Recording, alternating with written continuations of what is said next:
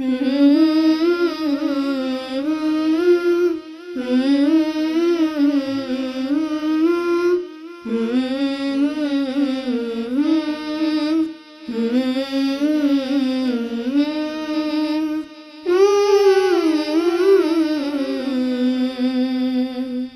علیکم ورحمۃ اللہ وبرکاتہ۔ آج ہم بات کریں گے اس سکون کی جو ہماری زندگیوں سے ختم ہو چکا ہے، جو ہماری زندگیوں سے ناپید ہو چکا ہے۔ کریں گے قرآن کی باتیں، کریں گے اس جہان کی باتیں، کریں گے اس انسان کی باتیں جو اس کائنات میں بس چکا ہے، اور کریں گے اس سکون کی باتیں جو اس انسان سے ناپید ہو چکا ہے۔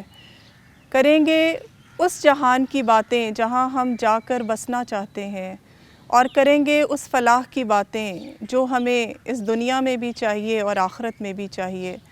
اور یہ باتیں کریں گے استاذہ نگہت ہاشمی سے، اور اس قرآن کے سفر میں ہم آہستہ آہستہ اس منزل کی طرف جانا چاہیں گے جو ہم سب کی منزل ہے، اور جو ہم سب کی منزل ہے وہ کیا ہے؟ وہ سکون کی منزل ہے، وہ اطمینان کی منزل ہے، وہ منزل ہے جو ہر انسان کی خواہش ہے۔ ہم خوش آمدید کہیں گے استاذہ نگہت ہاشمی صاحبہ کو ہمارے اس پروگرام میں، اور ہم سب بہت زیادہ مشکور ہیں کہ آپ یہاں تشریف لائیں، اور کچھ ایسے ہم سلوشنز آپ سے ضرور چاہیں گے ہماری زندگی گزارنے کے، جس کی وجہ سے دیکھیں ہماری لائف میں نا اس ٹائم پہ ہر ایک کی زندگی میں نا ایک اضطراب ہے، ہر ایک کی زندگی میں بے سکونی ہے، اور ہر بندہ سکون چاہتا ہے، ہر بندہ چاہتا ہے کہ اس کی زندگی میں کوئی سیٹسفیکشن ہو، لیکن آخر کیا وجہ ہے استاذہ کہ وہ سکون ہمیں مل نہیں پاتا؟ اس کی ریزنز ہم ڈھونڈتے ہیں، لیکن وہ ریزنز، وہ وجوہات بھی ہمیں مل نہیں پاتی۔ تو ہم آپ کی کچھ مدد چاہیں گے، کچھ رہنمائی چاہیں گے کہ آپ ہمیں گائیڈ کریں کہ یہ سکون زندگیوں سے کیوں نکل گیا ہے۔ سعدیہ جزاک اللہ خیر۔ ہم قرآن کی باتیں کرنے کے لیے یہاں پہ اکٹھے ہوئے الحمدللہ، تو قرآن ہی سے اس کا سلوشن ڈھونڈیں گے۔ ہمارے رب نے اپنی کتاب میں کہا ہے، الا بذکر اللہ تطمئن القلوب، سن لو اللہ کی یاد ہی میں دلوں کا اطمینان ہے۔ تو اطمینان اور سکون تو رب کے ساتھ ہے۔ اور اب دیکھیں کہ زندگی میں ہر چیز اپنی اصل کی طرف لوٹتی ہے، یہ کائنات کا اصول ہے، اور انسان کی اصل زمین پر نہیں ہے، آسمان میں ہے۔ ہم دیکھتے ہیں آسمان پر تڑپتی بجلیوں کو کس طرح سے وہ بجلیاں زمین کے مرکز میں اتر جانا چاہتی ہیں، اور انسان کی روح بے قرار رہتی ہے۔ وہ روح آسمان والے سے تعلق قائم کیے بنا سکون نہیں پا سکتی۔ سکون اسی کی یاد میں ہے، اور بڑے آسان طریقے ہیں جو ہمیں ہمارے نبی نے بتائے ہیں، الحمدللہ رب العالمین، جس کی وجہ سے ہمارے اندر قطرہ قطرہ قطرہ سکون اترتا ہے۔ جیسے آپ صبح اٹھتے ہیں تو اپنے رب کو یاد کرتے ہیں، اور ایک اور یاد ہے حشر کے دن کی یاد، جس کی وجہ سے انسان کو زندگی کا مقصد ملتا ہے۔ اسے پتہ چلتا ہے کہ میں اس زمین پر رہتا ہوں، لیکن مجھے سدا نہیں رہنا، مجھے جانا ہے، اور جانے کے لیے تیاری کرنی ہے۔ سزا یہ یاد اور اللہ کی یاد اور آخرت کی یاد، یہ تو ہماری زندگی کا حاصل ہے، لیکن ہمارے دل میں یہ یقین اترتا کیوں نہیں ہے؟ اس پہ ہمیں اس طرح سے کیوں نہیں ایمان آ جاتا کہ ہم نے جانا ہے اور اللہ کے سامنے پیش ہونا ہے اور اپنے ہر عمل کا جواب دینا ہے؟ ایسا نہیں ہے سعدیہ کہ یعنی یہ بات ہمیں پتہ نہیں ہے یا کبھی بھی ہمیں یقین نہیں آتا۔ بات یہ کہ اس یقین کو کوئی لوٹ کے لے جاتا ہے۔ ہمارا دشمن ابلیس ہے جس نے یہ مہلت دے رکھی ہے کہ انسان کو بہکا دے، اس کو وعدوں کے سبز باغ میں الجھا دے، اور اس کی زندگی سے رب کی یاد کو اور آخرت کی یاد کو اڑا دے، تو وہ اپنی کوششوں میں کامیاب ہو جاتا ہے، اور انسان کی توجہ بڑھ جاتی ہے۔ اب دیکھیں ہم بیٹھے ہیں آپس میں، کوئی بھی انٹرویننگ ویریبل ہوگا تو ہمارا دھیان، ہماری توجہ ہٹ جائے گی، بڑھ جائے گی. تو زندگی میں تو ہر ٹائم ہر وقت ایسا ہوتا رہتا ہے. کبھی انسان کی توجہ گھر کی طرف ہوتی ہے، بچوں کی طرف ہوتی ہے، کبھی کوئی کال آ جاتی ہے اس جانب توجہ ہوتی ہے، پھر جب آپس میں بیٹھتے ہیں بات چیت ہوتی ہے تو دھیان ادھر چلا جاتا ہے. لیکن جو انسان اس کو سیکھ جاتا ہے اس کی ڈور بندھی رہتی ہے. اس کی مثال یوں ہی ہے جیسے کوئی رسی سے بندھا ہوا گھوڑا ہو اور کوئی رسی کے بغیر ہو. تو جو اللہ کی رسی کو تھام لیتا ہے نا، اس کی کیفیت بدل جاتی ہے. تو استاذہ کیا کیا جائے کہ جیسے سوچ بھٹکتی ہے اور پھر اس کو واپس لایا جائے؟ ایسے نہیں ہوتا کہ جیسے رسے توڑا کے سوچ بھٹکتی ہے، تو اس کو واپس لانے کے لیے کون سے ایسے اعمال کیے جائیں کہ جس کی وجہ سے ہم فوکسڈ ہو جائیں؟ سعدیہ، یہ ہے کہ جیسے بنیادی طور پر یہ ہے کہ اپنے آپ کو ایک دائرے کے اندر رکھنا پڑتا ہے. زندگی دائرے کے اندر نہ ہو تو بہت مشکل ہو جاتی ہے، اور دائرے کے اندر ہوتی ہے تو آسانی ہو جاتی ہے. جیسے ہم بات کر رہے تھے کہ آپ کی صبح ایک خاص انداز میں ہونی چاہیے، جی اپنے رب کی یاد کے ساتھ. جی آپ کی نماز، آپ کا اسی طرح سے صبح کے اذکار کرنا آپ کو ریفریش کر دیتا ہے اور آپ سکون کی حالت میں آ جاتے ہیں. پھر یہ ہے کہ آپ جس وقت یعنی دن کی ایکٹیویٹی میں ہوتے ہیں تو ظہر کی نماز ہے، پھر عصر کی نماز ہے، مغرب کی نماز، عشاء کی نماز، یہ آپ کو یاد دلاتی ہیں. ریئلی یہ بہت بڑا سورس ہے، اور اس کی وجہ سے انسان بار بار اپنے رب کی طرف پلٹتا ہے. صرف اتنی بات ہے کہ آپ وہ نمازیں عادتاً پڑھتے ہیں یا عبادت کے طور پر پڑھتے ہیں. عبادت والی نماز وہ ہوتی ہے جس میں انسان اجر کی امید بھی رکھتا ہے اور اس کا یعنی شعور حاضر ہوتا ہے. اور بے دھیانی سے نماز ادا کر لی جائے تو وہ کیفیت نہیں آتی. استاذہ، ہمارا ہر وقت مطمع نظر تو یہی ہوتا ہے کہ ہمیں سکون ملے ہر چیز میں، اور سکون تو ہم ڈھونڈتے ہیں دنیاوی چیزوں میں. ہمیں تو سکون بہت ساری چیزوں سے ملتا ہے. ہمیں دولت سے سکون ملتا ہے، ہمیں اولاد سے سکون ملتا ہے، ہمیں آسائش سے سکون ملتا ہے، ہمیں طاقت سے سکون ملتا ہے. کسی کے پاس بہت زیادہ طاقت کا نشہ ہو تو وہ سکون حاصل کرتا ہے. تو استاذہ، قرآن سے سکون کیسے حاصل کیا جائے؟ اس کا کیا طریقہ ہوتا ہے کہ دل مطمئن ہو جائے؟ سعدیہ، زندگی کی ضروریات وقتی طور پر انسان کو سیٹسفائیڈ کرتی ہیں کہ اچھا ٹھیک ہے، ایک چیز ہمیں مل گئی، ہماری ضرورت تھی، ضرورت پوری ہو گئی. لیکن آپ دیکھتے ہیں کہ ایک ضرورت پوری ہونے کے بعد اگلے کی ڈیمانڈ پیدا ہو جاتی ہے. اس ضرورت کی وجہ سے آپ کا سائیکلوجیکل وہ ٹریٹمنٹ نہیں ہوتا، آپ نفسیاتی طور پر ایک دفعہ پھر ہالونیس کا شکار ہو جاتے ہیں. حافظ ابن قیم نے اس کو بڑی خوبصورتی سے بیان کیا ہے. کہتے ہیں کہ جیسے یعنی آپ کو بھوک لگتی ہے تو آپ کے اندر ایک ویکیوم کریٹ ہو جاتا ہے، خلا پیدا ہو جاتا ہے. اس خلا کو جیسے کھانا پر کرتا ہے، ایسے ہی انسان ذرا سا اس کی زندگی میں یعنی میں نہیں سمجھتی زندگی کی بات ہے، اور انہوں نے بھی یہی بات کہی ہے کہ آپ کو تھوڑا سا وقت گزرتا ہے تو آپ کو اپنے اندر خود ویکیوم فیل ہوتا ہے. اس خلا کو اللہ کی یاد کے سوا کوئی چیز پر نہیں کر سکتی. تو ضروریات آپ کو تھوڑی دیر کے لیے تسلی دیتی ہیں، سکون کا باعث نہیں بن سکتی. آپ کے گھر میں 10 گاڑیاں کھڑی ہوں، آپ کے گھر میں ہزاروں نعمتیں ہوں، لیکن آپ سے ایک نعمت چھن جائے، کسی سے اولاد کی نعمت چھن گئی، کسی سے صحت چھن گئی، کسی سے والدین کی نعمت چھن گئی، کسی سے یعنی کوئی اور ایسا حادثہ پیش آ گیا، اس کے بعد یہ چیزیں کس قدر سکون دے سکتی ہیں. یہ تو زندگی کی باتیں. انسان سمجھتا ہے کہ میرا سکون ان میں ہے، لیکن اصلاً سکون ان چیزوں میں نہیں ہے.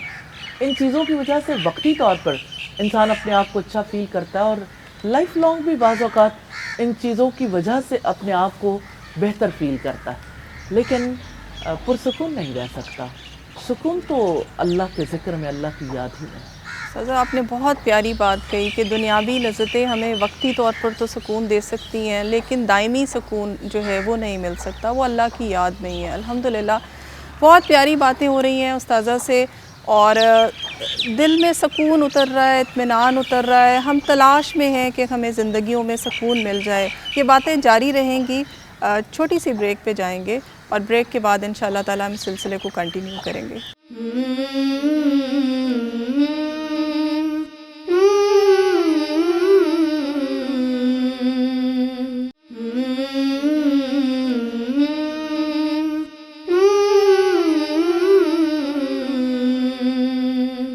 Welcome back.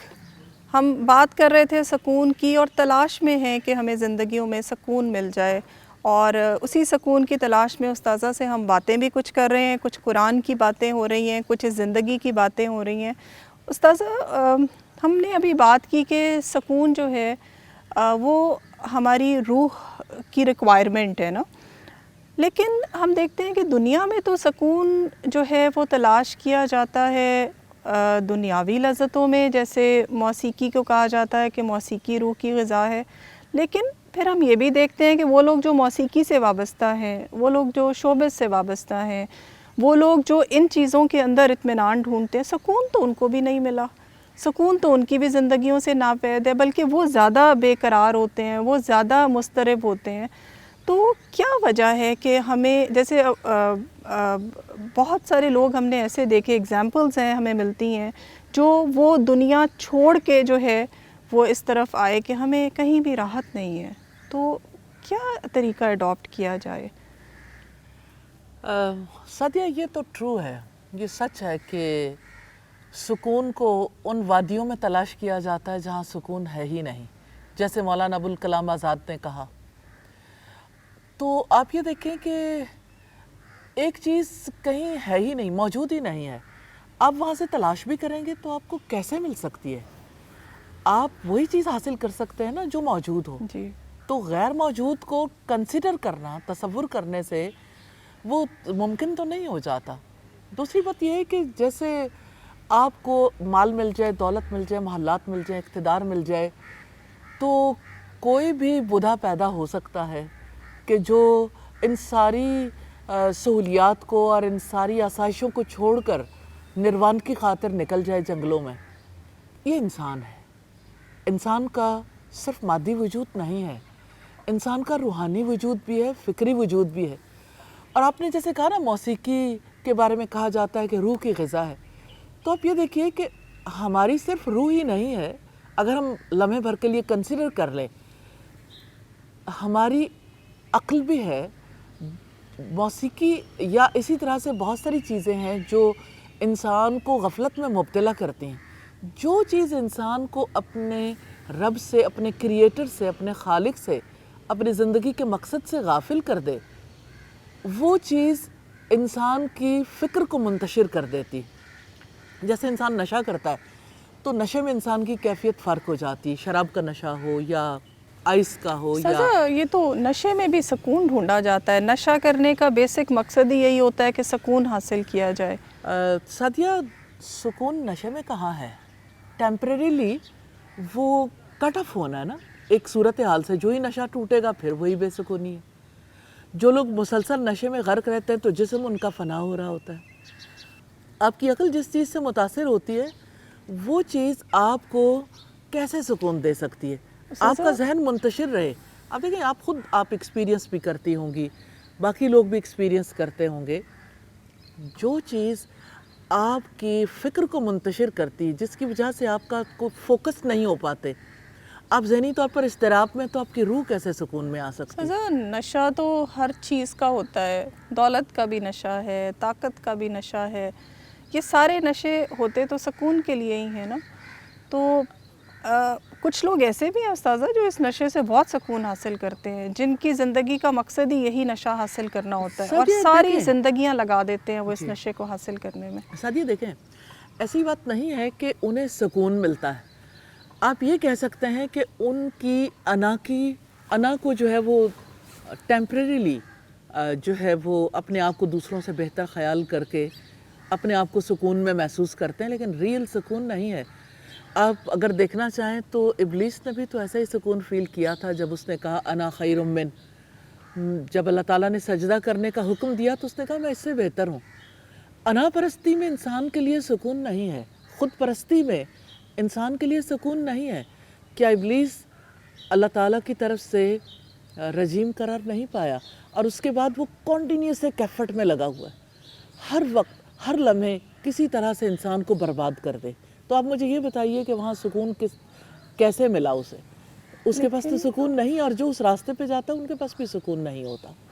لیکن استاذہ آج کا انسان تو بہت زیادہ خود پرستی میں مبتلا ہے. مطلب ہم نے تو بہت ساری چیزوں کو صرف اس لیے اپنے لیے سکون کا حاصل بنا لیا ہے کیونکہ ہم چاہتے ہیں کہ ہماری ذات پروموٹ ہو, کہ لوگ ہمیں اچھا جانیں اور صرف ہم آگے ہوں. ہم کسی کو اپنے سے آگے جانے نہیں دینا چاہتے.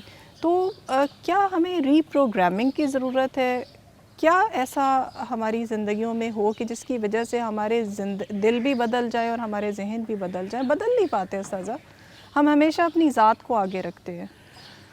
دیکھیں, خود پرستی کیا ہے اس کی حقیقت تو دیکھیے.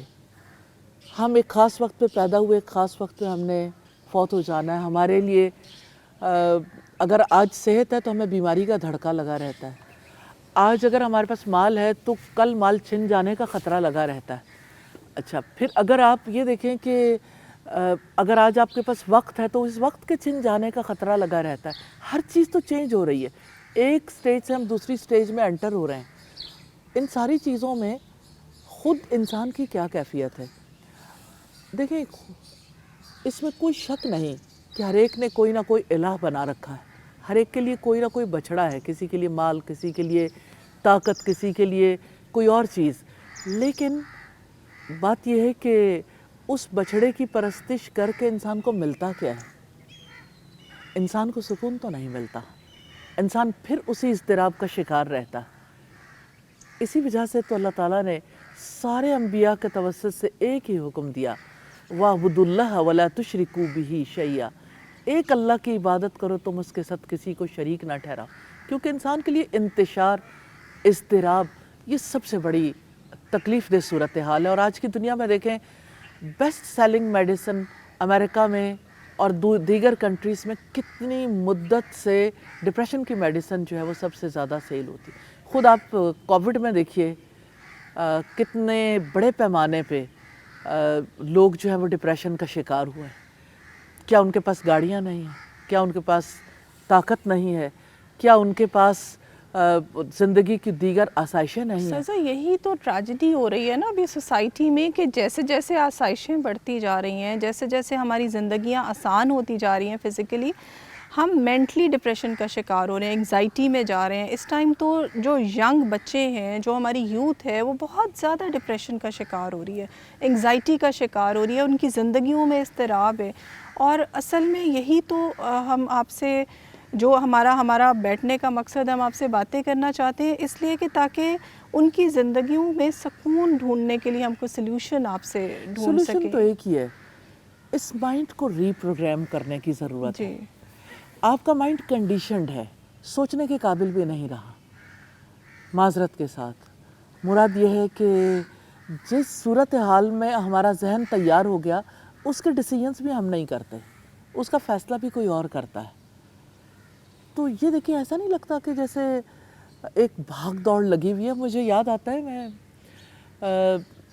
مشنریز کی ایک کتاب کو میں نے اسٹڈی کیا. میں ایک ریسرچ کروا رہی تھی ماسٹرز لیول کی, تو اس میں پاسٹرل انسٹیٹیوٹس کا جو ہے وہ اس کو اسٹڈی کیا تھا ہم نے. تو اس موقع پر ان کا لٹریچر ہمیں ملا. تو ایک کتاب کا نام تھا آؤ مسیح میں جئیں. اس کا ایک آرٹیکل جس کا نام تھا ابلاغ عامہ, تو اس میں ایک چھوٹا سا کارٹون ابتدا میں بنا ہوا تھا جس میں ایک جیسے بھاٹی لوہاری پہ حلیم نہیں بکتی, تو اس میں ایک کاؤنٹر کے اوپر ایک دیگ رکھی ہوئی ہے اور ایک صاحب جن کی یعنی توند کافی یعنی بڑی ہے, وہ ایک بڑا سا چمچ اٹھا کے بیٹھے ہیں حلیم ڈال کے دینے کے لیے. ایک طرف سے لائن آ رہی ہے اور سب کے دماغ کے ڈھکن کھلے ہوئے ہیں, اور وہ ہر ایک کے دماغ میں وہاں سے حلیم اٹھا کے ڈال رہے ہیں. اس حلیم کا نام میڈیا ہے, کہ میڈیا جو کچھ کہتا ہے یا سوشل میڈیا جو کچھ کہتا ہے, ذہنوں کے اندر وہ سب کچھ نقش ہو رہا ہے.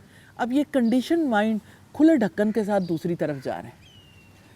ریلی اصل صورتحال انسانوں کی یہ ہے کہ وہ اپنے آپ کے بارے میں سوچنے کے قابل بھی نہیں رہ گیا. وہ کسی اور کے ذہن سے سوچتا ہے, اور میں نہیں سمجھتی وہ سوچتا ہے, پھر بھی وہ کرتا ہے. آپ یہ دیکھیں کہ جو کچھ سوشل میڈیا پہ آتا ہے لوگ اس کو سچ سمجھ جاتے ہیں. جو کچھ بچے جو ہیں وہ گیمز میں دیکھتے ہیں وہی کچھ کرنے لگ جاتے ہیں. حتیٰ کہ اپنی جان لیتے ہوئے بھی انہیں فیل نہیں ہوتا کہ ہاں اس جان کو بچانا، اس کی حفاظت کرنا ہمارا حق ہے۔ زندگی کے بارے میں نقطہ نظری فرق ہو گیا ہے، ری پروگرام کرنے کی ضرورت ہے، اور قرآن ری پروگرام کرنے کی کتاب ہے کہ یہ ذہن اور یہ دل بدلیں گے تو زندگی میں تبدیلی آئے گی۔ اور یہ نہیں ہے کہ قرآن کو گھر میں رکھ لیں یا قرآن کو جو ہے وہ تلاوت کر لیں، محض تلاوت۔ قرآن کو سمجھنا بہت ضروری ہے، کیونکہ قرآن ہماری زندگی کی کتاب ہے۔ اسی کتاب کے توسط سے ہمیں اپنی زندگی کی سمجھ آئے گی، ہم کیوں پیدا کیے گئے، ہماری زندگی کا مقصد کیا ہے، ہم نے اس زندگی میں کیا کام انجام دینے، اور ہم نے کہاں جانا ہے۔ سزا ویسے تو ہم گھر میں کوئی مشینری بھی لے آئیں، کوئی چھوٹی سی چیز لے آئیں جو کہ چلتی ہو، تو ہم سب سے پہلے اس کا پورا انسٹرکشن مینول کھول کے پڑھتے ہیں اور کوشش کرتے ہیں کہ انسٹرکشنز وہاں سے لی جائیں۔ تو ہم زندگی کی انسٹرکشنز اپنے خالق سے کیوں لینا نہیں چاہتے؟ اصل میں تو خالق نے پیدا کیا ہے، اور انسٹرکشن مینول قرآن کی صورت میں تو ہمارے پاس موجود ہے، لیکن ہم رہنمائی تو کہیں اور سے حاصل کریں اور اس میں بہت سیٹسفائیڈ ہیں۔ ہم تو سمجھتے ہیں کہ رہنمائی جہاں سے ہمیں مل رہی ہے وہی رہنمائی کا اصل ذریعہ ہے۔ سادیہ مائنڈ کنڈیشنڈ ہے نا۔ آپ یہ دیکھیں کہ نسلوں سے ایک ہی چیز جو ہے وہ ہائی لائٹ کی جا رہی ہے کہ آپ کی زندگی کی سب سے بڑی ضرورت جو ہے وہ یہ علوم ہے۔ آپ نیچرل سائنسز پڑھ لیں، آپ سوشل سائنسز پڑھ لیں، آپ لینگویجز پڑھ لیں، آپ ایسے علوم پڑھ لیں جس کی وجہ سے آپ کچھ رزق کمانے کے قابل ہو جائیں۔ میں نہیں سمجھتی اس میں کوئی حلقہ بھی جو ہے وہ بری الذمہ ہو سکتا ہے، چاہے وہ علماء کا حلقہ ہو، سیاستدانوں کا ہو، حکمرانوں کا ہو، یا اسی طرح سے لکھاریوں کا ہو، یا باقی جو افراد بھی سوسائٹی کے ٹرینڈ کو چینج کرتے ہیں۔ استاذہ یہ بات تو آپ کی سمجھ آتی ہے، لیکن ہم کچھ ایسی مثالیں آپ سے ضرور سننا چاہیں گے، کیونکہ اگر کوئی زندگیوں میں سے مثال مل جائے تو پھر ہمیں شاید سمجھنے میں زیادہ آسانی ہو جائے۔ سادیہ، نو ڈاؤٹ ہم مثالوں سے ہی اور اپنے ہیروز کی زندگیوں سے بہت کچھ سیکھتے ہیں الحمدللہ۔ میں سکون کے حوالے سے ضرور بات کرنا چاہوں گی ابراہیم علیہ السلام کی۔ کیا ہی سکون تھا ابراہیم علیہ السلام کی حیات میں، اور جس وقت آگ میں کودنا تھا، میں ریلی کبھی سوچتی ہوں تو میری روح پورے طریقے سے جو ہے وہ حاضر ہو جاتی ہے۔ اللہ رب العزت کے حضور میں تلاش کرتی ہوں کہ، اور اللہ سے دعا کرتی ہوں یا اللہ ہمیں بھی ایسا سکون نصیب کر دے۔ یقین کے ساتھ سکون آتا ہے، اور اللہ کے ذکر کے ساتھ سکون آتا ہے۔ اور یعقوب علیہ السلام کی زندگی میں دیکھیے کس طرح سے اپنے بیٹے کو کھو دینے کے باوجود بھی ان کی زندگی میں سکون تھا۔ آنکھیں سفید ہو گئی تھی، دل کا سکون ختم نہیں ہوا تھا۔ اور پھر آپ ایوب علیہ السلام کو دیکھیں، بیماری کے باوجود کتنا سکون ہے کہ اپنے رب سے کہتے ہیں کہ ربی انی مسنی الضر وانت ارحم الراحمین، کہ اے میرے رب مجھے تکلیف پہنچی ہے، لیکن آپ تو سب رحم کرنے والوں سے زیادہ رحم کرنے والے۔ دل کا یقین ہے نا، اس یقین کے ساتھ دل کو سکون بھی ملا اپنے رب کو یاد کر کے، اس سے دعا کر کے۔ اور پھر آپ یہ دیکھیے کہ جیسے موسیٰ علیہ السلام کو، موسیٰ علیہ السلام کس کیفیت میں ہے، کیسے وہ مصر سے نکلے تھے، مدین پہنچے، اور کس طرح سے ان کی زندگی میں کتنی بڑی بڑی تبدیلیاں آئیں، لیکن ایک اللہ تعالیٰ کی معیت اس کے ساتھ کا احساس انہیں کہاں لے گیا۔ ان معی ربی سیہدین، بے شک میرا رب میرے ساتھ ہے، وہی میری رہنمائی کرے گا۔ اور ابراہیم علیہ السلام کی وہ بات میں سوچتی ہوں، کس طرح سے اللہ رب العزت کے ساتھ اپنے تعلق کو واضح کرتے ہیں کہ وہی مجھے کھلاتا ہے، پلاتا ہے، جب میں بیمار ہو جاؤں وہی مجھے شفا دیتا ہے۔ اور اسی طرح سے خود نبی صلی اللہ علیہ وسلم کی جو بات ہے، آپ صلی اللہ علیہ وسلم سے حضرت ابوبکر صدیق نے کہا تھا غار ثور میں کہ اگر انہوں نے نیچے دیکھ لیا تو ہمیں پالیں گے، تو آپ نے فرمایا تھا لا تحزن ان اللہ معنا۔ اور آپ صلی اللہ علیہ وسلم نے یہ بات کہی تھی کہ اے ابوبکر، تمہارا ان دو کے بارے میں کیا خیال ہے جن کے ساتھ تیسرا اللہ تعالیٰ ہے؟ تو بات یہ ہے کہ سکون تو اللہ ہی کی یاد میں ہے، اور سکون اللہ تعالیٰ کی ذات پر یقین میں ہے۔ یقین سکون دیتا ہے، اور اللہ کی یاد سکون دیتی ہے۔ اور اللہ تعالیٰ کا کلام سکون دیتا ہے، اور اللہ تعالیٰ کے لیے جھک جانا سکون دیتا ہے، اور اللہ کی خاطر، اللہ کی رضا کی خاطر زندگی گزارنا سکون دیتا ہے، اور اللہ کی خوشی کے لیے کام کرنا سکون دیتا ہے، اور اللہ تعالیٰ کے بتائے ہوئے طریقوں پر چلنا سکون دیتا ہے۔ کیا اخلاص میں سکون نہیں ہے؟ کیا توکل میں سکون نہیں ہے؟ کیا اللہ تعالیٰ سے امید باندھنے میں سکون نہیں ہے؟ کیا صبر میں سکون نہیں ہے؟ شکر میں سکون نہیں ہے؟ یہی چیزیں ہیں جو سکون دینے والی ہیں، جس کی طرف قرآن ہماری رہنمائی کرتا ہے۔ سعدیہ جیسے اقبال نے کہا، نہ کہیں جہاں میں اما ملی، جو اما ملی تو کہاں ملی، میرے جرم خانہ خراب کو تیرے عفو بندہ نواز میں۔ جی، ہم سکون کی تلاش میں تھے، سکون ڈھونڈتے تھے دولت میں، سکون ڈھونڈتے تھے طاقت میں، سکون ڈھونڈتے تھے آسائشوں میں، لیکن کیا نتیجہ ملا ہمیں؟ الا بذکر اللہ تطمئن القلوب، بلا شبہ اللہ کے ذکر میں ہی دلوں کا اطمینان ہے۔ تو اللہ کا ذکر اللہ کرے کہ ہماری زندگیوں میں شامل ہو جائے، اور اللہ کرے کہ ہماری روحیں جو مضطرب ہیں، جو ہماری روحیں پریشان ہیں اور ہمارے خیالات پراگندہ ہیں، اللہ کرے کہ یہ سب جو ہیں ایک چیز پہ فوکسڈ ہو جائیں، اور وہ سکون جو ہم ساری دنیا میں ڈھونڈتے ہیں، ہمیں وہ سکون جو ہے وہ حاصل ہو جائے۔ انشاءاللہ تعالیٰ میری دعا ہے، اور آپ سب بھی اس دعاؤں میں شامل رہیے گا۔ انشاءاللہ ہم نیکسٹ پروگرام میں ملتے ہیں کسی اور ٹاپک کے ساتھ۔ اللہ حافظ۔ Hmm